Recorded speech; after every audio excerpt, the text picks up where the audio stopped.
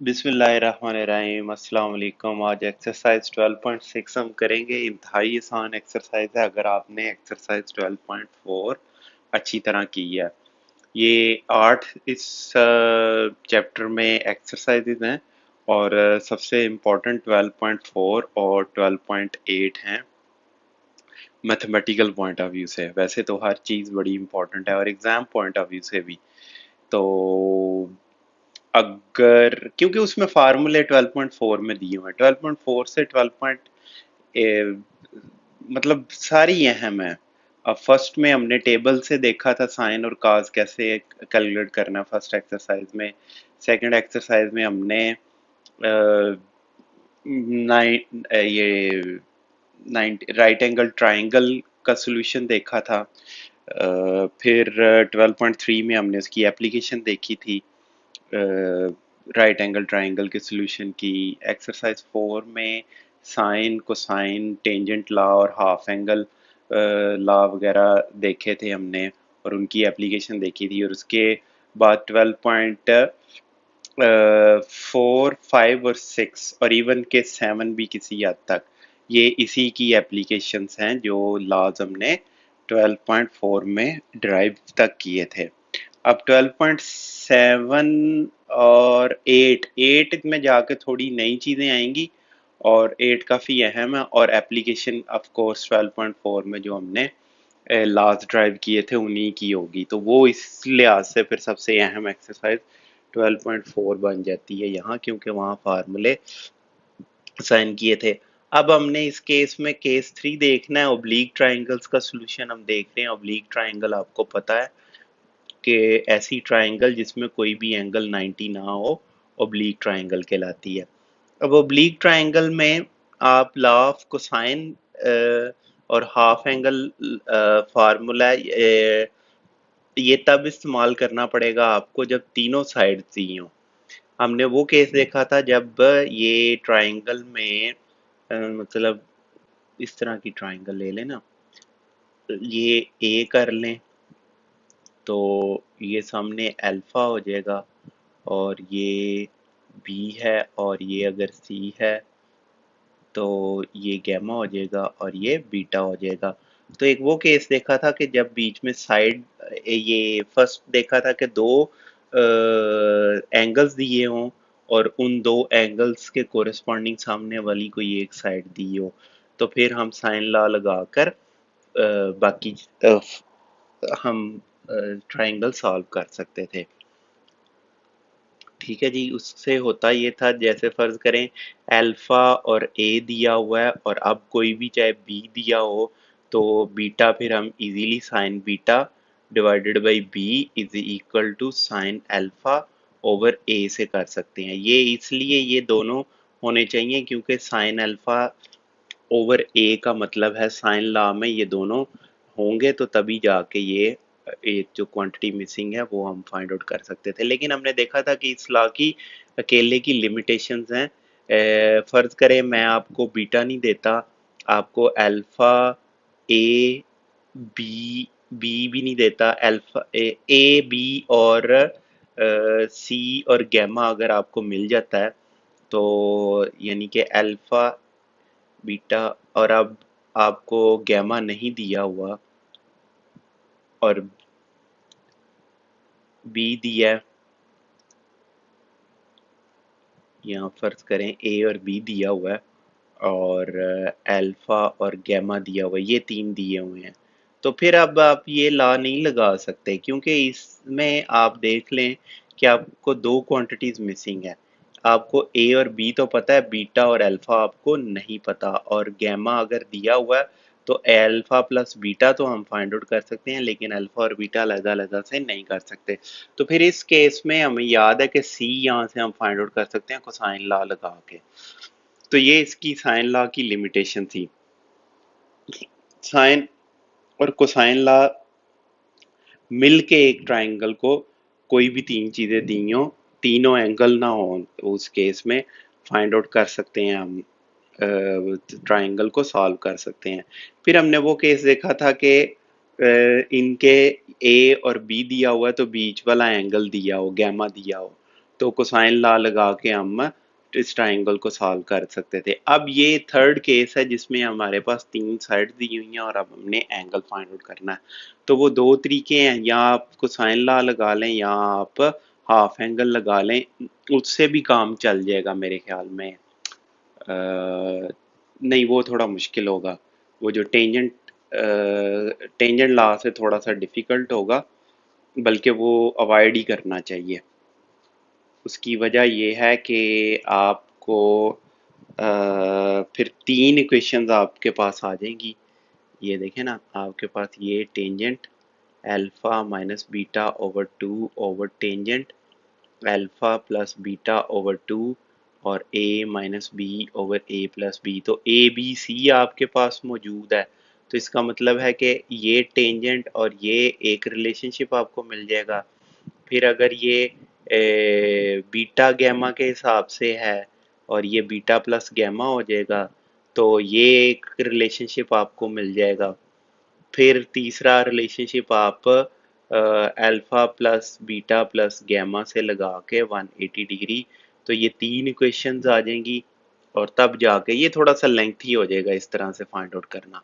तो उसका बेहतर तरीका फिर ये है कि ये हाफ एंगल फार्मूलाज लगाकर तो फाइंड आउट कर लिए जाए एंगल्स। तो एक कोसाइन लॉ इस केस में लगेगा, ये जब आपके पास तीन साइड्स होंगी, तो लॉ ऑफ कोसाइन और हाफ एंगल फार्मूलाज आप लगाकर ये फाइंड आउट कर सकते हैं। ठीक है जी। अब इंतहाई आसान है, मैंने इसीलिए ज़्यादा मैं तमहीद बांध रहा हूँ कि मुझे आपको ये बताने की ज़रूरत नहीं है कि आपके पास ए बी सी मौजूद है। आपने फार्मूला कोसाइन का लगा के काज अल्फ़ा, पिछले दोनों एक्सरसाइजेज में हमने यही किया है। ठीक है। दूसरी एग्जांपल में ए बी सी आपके पास मौजूद है, तो एस आपने फाइंड आउट कर लिया।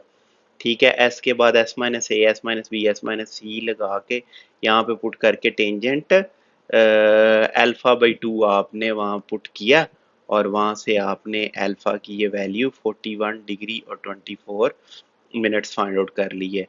वहाँ से आपने बीटा एक दफ़ा फिर ये फार्मूला लगाया आपने और बीटा फाइंड आउट किया आपने। ठीक है जी। बीटा के बाद आपने गैमा फाइंड आउट किया, अल्फा बीटा गैमा आपने फाइंड आउट कर ली और यही रिक्वायर्ड थे। अब बिल्कुल यही चीज़ें लगाकर आपने यहाँ, मैं अब एक्सपेक्ट कर रहा हूँ कि आपने पिछली एक्सरसाइजेज अच्छी तरह पढ़ी हैं तो फिर ये एक्सरसाइज मुश्किल बिल्कुल भी नहीं होनी चाहिए आपके लिए। ठीक है। अब ए 7 है, बी 7 है और सी 9 है। तो यहाँ पर मैंने वो symbolab.com पे गया।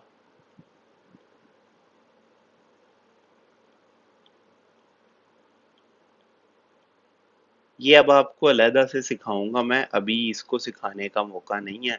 ये बस देखें, आपके ये ट्राइंगल मैंने उधर बीच में इनपुट की।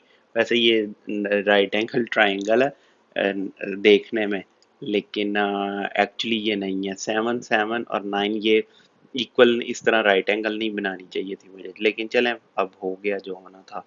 तो ये A7 7 AC7, AC इज 7। ये देखें कि असल में दिया हुआ था A is 7 and B is 7। ठीक है। और दिया हुआ है C इज 9। तो C इज 9 में A B वाली साइड C होगी। ये A B वाली साइड जो है वो C होगी, ये साइड C है। ठीक है।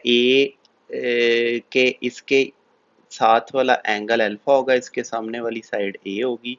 ये एंगल गैमा होगा, उसके सामने वाली ये एंगल बीटा होगा और उसके सामने वाली साइड बी होगी। ए बी और ये सी है, अल्फा बीटा और गैमा। अच्छा, अब अल्फा, ये देखें बी ए सी, बी ए सी, ठीक है, वो अल्फा के इक्वल है। जो मिडल में सिंबल है वही वाला ये एंगल है। तो देखे बगैर हम इसे ये कह सकते हैं, और ए सी बी को गैमा कह सकते हैं, ए बी सी को हम बीटा कह सकते हैं। अब ए सी जो है वो असल में होगी बी साइड। ये देखें, ए सी बी साइड है, बी सी ए साइड है, बी सी ए साइड है, तो यहाँ से आप देखे बगैर भी लिख सकते हैं कि A C is equal to B, B C is equal to A B is equal to C. जो मिसिंग है वो वाला ये है, और ये जो इसमें सेंटर वाला है वो वाला ये एंगल है अल्फा बीटा गैमा। इस तरह अगर आप करेंगे तो फिर आपको ये प्रॉब्लम नहीं होगी। अगर ये आप लेबलिंग ठीक नहीं करेंगे तो आपका जवाब तो उस तरह के आ जाएंगे जो हैं, लेकिन ए आप बी में लिखा होगा, जो बुक ने बी लिखा होगा पीछे वो आपका सी होगा, जो सी होगा ए। इस तरह मिक्स हो जाएगा, अल्फा बीटा बीटा और गैमा बुक के साथ मैच नहीं करेगा, क्योंकि बुक ने ये स्टैंडर्ड जो इन साइड्स के और एंगल्स के नाम है वो इस्तेमाल किए होंगे, जो स्टैंडर्ड नोटेशन है, और आपने थोड़ा मुख्तलिफ किया होगा। बाकी मैं ये एक्सप्लेन नहीं कर रहा, अब आपके सामने है कि ये उसने कोसाइन लॉ लगा के ये एंगल ए सी बी जो कि गैमा है वो फाइंड आउट कर लिया है। फिर उसने एक दफ़ा फिर दोबारा ये कोसाइन लॉ लगा कर एंगल बी ए सी किया है, और ए बी सी फिर वो 180 माइनस बाकी दो एंगल से आपको फाइंड आउट हो जाएगा। ठीक है, नीचे ये स्टेप्स भी मैंने शो कर दिए हैं कि उसने कैसे किया है, वो स्टेप्स भी आप देख लें, वैसे तो बताने की ज़रूरत ही कोई नहीं है। अब ये नेक्स्ट प्रॉब्लम है, वो भी सोल्यूशन आपके सामने है, फिर वही ए बी सी पूरा मैंने नोटेशंस लिख के पूरी ये इसमें ड्रा करके आपके सामने पूरे के पूरे ये मैंने सिंबल्स लिख के तो इसका सोल्यूशन यहाँ से फाइंड आउट कर लिया। ठीक है जी, कोई इसमें मुश्किल नहीं है, एग्जाम्पल देख लें, ऊपर पिछली एक्सरसाइजेज आपने की हैं, तो फिर ये कोई मुश्किल नहीं आपके लिए होना चाहिए, बहुत आसान है, जस्ट आपने फार्मूला अप्लाई करना है। तो ये क्वेश्चन 2 भी हो गया। क्वेश्चन 3 अब मैंने सोचा कि हाथ से कर दिया जाए, ना कि उस तरह किया जाए आपके पास। फिर ए बी सी आप देख लें, तो ये फार्मूला लगाया, A square is equal to B square plus C square minus 2bc, cos alpha की वैल्यू फाइंड आउट की। ठीक है जी, और वहां से अल्फा की फाइंड आउट की, तो ये 90.83 डिग्री हमारे पास आया। फिर वही कोसाइन लॉ लगाया, बीटा की वैल्यू फाइंड आउट की, ये आया। और गैमा भी मैंने यहाँ से कैलकुलेट किया जा सकता था, लेकिन गैमा आप इजी यही तरीका है कि गैमा को आप यहाँ से फाइंड आउट करें, 180 degree minus alpha minus gamma is equal to, हाँ ये बीटा होगा।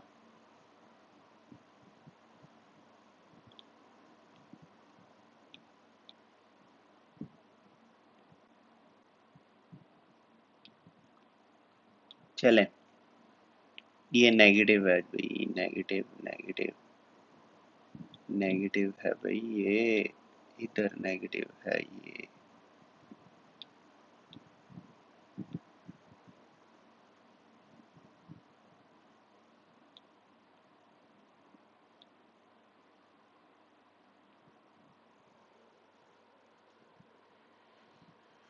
ठीक है जी, जब आप इधर पुट करेंगे 180 degree minus 90.83 degree minus 47.78 degree,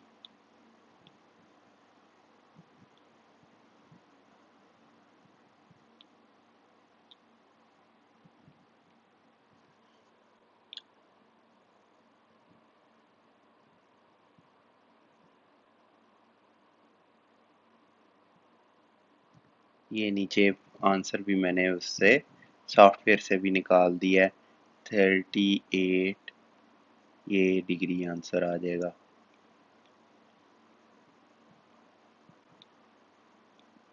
चलें जी, अब फिर वही प्रॉब्लम है, क्वेश्चन 5 भी वही प्रॉब्लम है, कोई नई चीज़ नहीं है।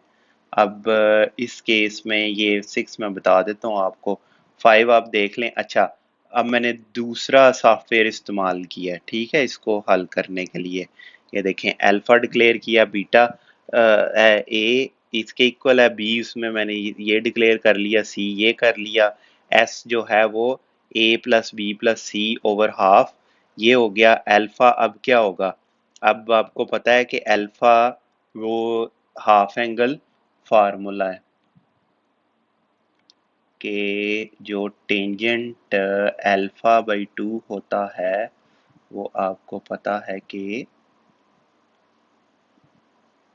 ये S minus B into S minus C, S into S minus C है।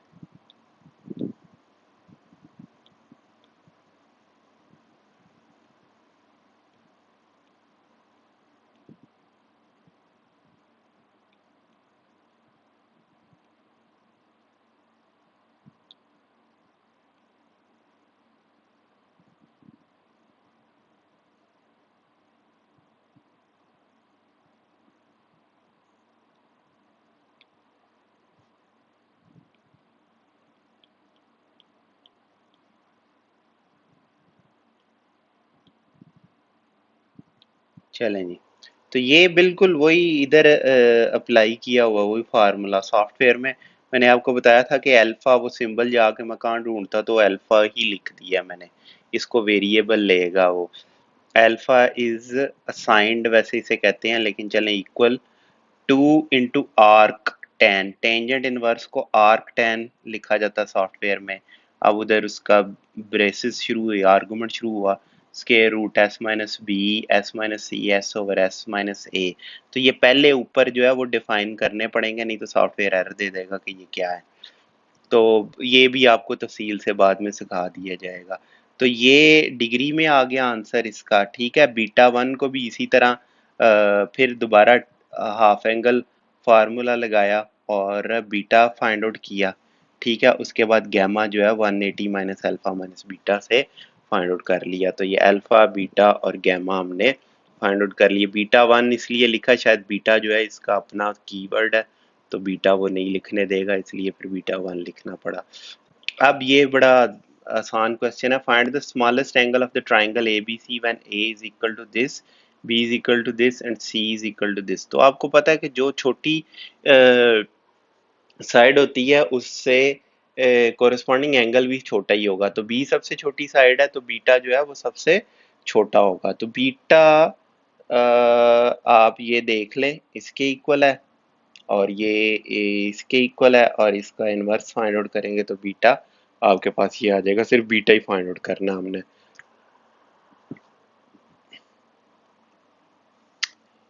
नेक्स्ट वो कह रहा है find the measure of greatest angle if the sides of triangle are this 16 20 33। तो 33 के कोरिस्पॉन्डिंग सबसे बड़ी साइड होगी। तो उस उन्हें अब कुछ भी कह लें आप, ए बी सी कह लें, तो इसका मतलब है गैमा हमने फाइंड आउट करना है। तो फार्मूले में पुट करें काज वाले में, और यहाँ से आप गैमा फाइंड आउट कर लें, तो गैमा की ये वैल्यू आपको मिल जाएगी। ठीक है जी। अब नेक्स्ट क्वेश्चन क्या है?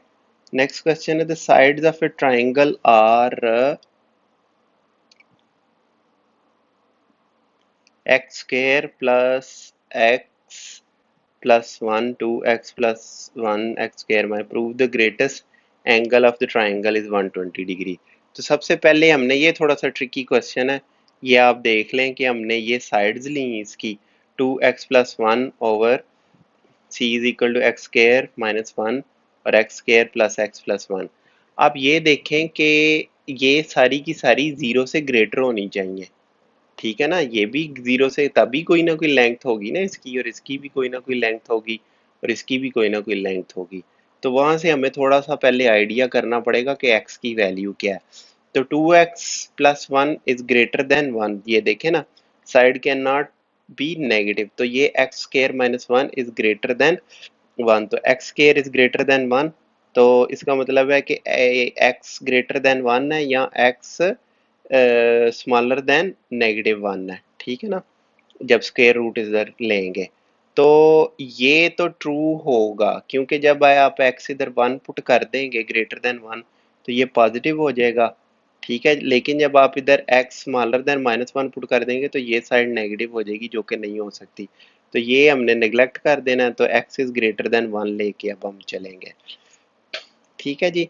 अब हम देखेंगे कि a माइनस बी जो है वो इसके इक्वल है। अब ये भी आपको पता है कि जो ट्राइंगल में दो साइड्स हैं, उनका डिफरेंस अगर वो इक्वल आइसोसील ट्राइंगल नहीं है, या इक्विलेटरल ट्राइंगल नहीं है। आइसोसील में क्या होता है कि दो साइड्स इक्वल होती हैं, और इक्विलेटरल ट्राइंगल में तीनों साइड्स इक्वल होती हैं। तो अगर वो नहीं है, जो कि नहीं है इधर, ये तीनों के तीनों, ये x डिफरेंट है ना और x ग्रेटर देन 1 है, तो अब तीनों के तीनों डिफरेंट आएंगे। तो ये इसका मतलब है कि a minus b should be greater than 0। ठीक है।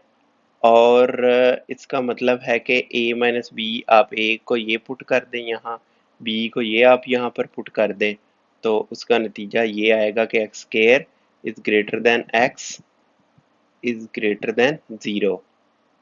तो ये वाकई 0 से ग्रेटर है। क्यों? क्योंकि 1 is great, x is greater then 1। तो x इज ग्रेटर देन 1, तो x square would certainly be greater than x। तो x square will be greater than x। तो इसका मतलब है कि a is greater than b। ठीक है, ये हम इसलिए कर रहे हैं कि हमने ग्रेटेस्ट साइड फाइंड आउट करनी है। उसने कहा था कि ग्रेटेस्ट एंगल 120 है, तो ग्रेटेस्ट एंगल कौन सा होगा? वो c के कोरिस्पॉन्डिंग, मतलब ग्रेटेस्ट साइड के कोरिस्पॉन्डिंग वो एंगल होगा। अब a तो हमने डिसाइड कर लिया है कि b से ग्रेटर है। अब हम किसी तरह अगर डिसाइड कर लें कि वैसे b माइनस सी डिफरेंस लेना चाहिए था या c माइनस बी लेना चाहिए था, b या चलें a माइनस सी कर लिया, ठीक है।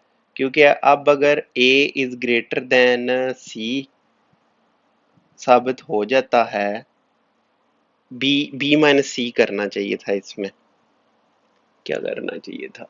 लेकिन उससे ये थोड़ी पता चलना था कि, चले, वो भी साबित हो गया इज ग्रेटर देन 0। तो a is greater than c and a is greater then b। तो अल्फा जो है वो, क्योंकि a बिगेस्ट साइड है, तो अल्फा ग्रेटेस्ट एंगल होगा। अब यहाँ पर cos alpha is b square plus c square minus a square over 2abc है। तो b की वैल्यू आप पुट कर दें, c की वैल्यू आप पुट कर दें, a की वैल्यू आप पुट कर दें, तो 2bc की वैल्यू और यहाँ पर c की वैल्यू आप पुट करें। अब आप इसको जस्ट सिंप्लीफाई करें, सिंप्लीफाई किया तो -1/2 आया। cos अल्फा इज -1/2, इसका इन्वर्स लें तो अल्फा 120 डिग्री आएगा। क्वेश्चन जो है वो आपने गहराई से समझना है, बड़ा इंपॉर्टेंट क्वेश्चन है। सारा प्रोसीजर मैंने आपको बता दिया है। ठीक है। अगर आप b ग्रेटर देन c करेंगे ना, तो अगर तो b ग्रेटर देन c आता है तो इट मीन्स के a इज ग्रेटेस्ट एंगल। लेकिन अगर आ जाता c is greater then b, तो फिर ये नहीं पता चलना था कि a is greater than c or not. ठीक है। तो अब जबकि, हाँ बिल्कुल यही यही तरीका सही है। ए को पहले फाइंड आउट करें बी से ग्रेटर है कि नहीं, फिर आप ए को देखें सी से ग्रेटर है कि नहीं। तो दो पॉसिबिलिटीज थी। अगर तो A is greater than C, तो इसका मतलब है कि A is greatest angle S side है। लेकिन अगर सी ग्रेटर होता ए से, तो इसका मतलब है कि सी ए और बी दोनों से ग्रेटर होना था, क्योंकि ए इज ग्रेटर देन बी। तो ये दो ही तरीकों से। लेकिन अगर वो इधर बी माइनस सी करते और सी बी से ग्रेटर आ जाता, तो उसका नतीजा ये होना था कि हमें फिर ए के साथ बी से चेक करना पड़ना था। तो इस तरह दो ही मतलब स्टेप्स में ये अवेल्यूएट हो जाएगा, बी माइनस सी करने की ज़रूरत नहीं है। तो पहले मैंने बिगेस्ट साइड देखी, बिगेस्ट साइड देख के उसके कोरिस्पॉन्डिंग फिर एंगल फाइंड आउट किया, जो कि 120 डिग्री आया, और यही आंसर है पीछे। ठीक है, इंपॉर्टेंट क्वेश्चन है, ध्यान से कीजिएगा इसको ज़रा। कहता है the measure of side of a triangle plot are this 1 metre, find the measure of corner angles of the plot. तीन साइड्स दी हैं, तीन एंगल्स करने हैं। तो मैंने सॉफ्टवेयर इस्तेमाल करके ही, हाफ एंगल इस्तेमाल करके ही आपके सामने सॉल्यूशन दे दिया आपको। ठीक है, कोई रॉकेट साइंस नहीं है, पीछे एग्जांपल भी हुई हुई है इस तरह की, और मैंने भी आपको एक्सप्लेन कर दिया। ठीक है, क्वेश्चन 10 है। क्वेश्चन 10 में क्या पूछा हुआ है? Three villages A, B, C are connected by straight line 6, 9, 13 kilometre. What angle these road make with each other? फिर वही cos अल्फा या टेंजेंट, हाफ टेंजेंट से आप ये फाइंड आउट कर सकते हैं। ये लें, ये सॉल्यूशन दिया हुआ है इसका। क्वेश्चन 10 12.6, वही तीनों साइड्स लिखी, एस फाइंड आउट किया, अल्फा टू आर्क टेन से यानी कि टेंजेंट इनवर्स से ये, और बीटा फिर हाफ एंगल से हाफ एंगल फार्मूला से फाइंड आउट किया, और गैमा इसकी वैल्यू पुट की, और ये आपके पास एंगल्स आ गए हैं। ठीक है जी, ये आपकी एक्सरसाइज खत्म हुई। ये आपने खुद हाथ से करने हैं, मैं इसीलिए आपको सॉफ्टवेयर का नाम ही नहीं बता रहा या बता ही नहीं रहा, सॉफ्टवेयर यूज़ करना मैं एक्सप्लेन नहीं कर रहा। मैंने सॉफ्टवेयर से किए हैं, आपने हाथ से करने हैं, क्योंकि पेपर में भी आपने हाथ से करके आने हैं। ठीक है जी, ये मैं ऊपर भी लिख दूँ इधर।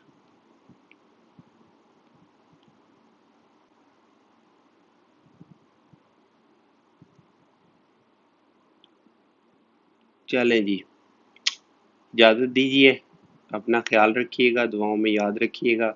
नेक्स्ट फिर एक्सरसाइज 12.7 के साथ हाजिर होंगे। अस्सलाम वालेकुम, अल्लाह हाफ़िज़।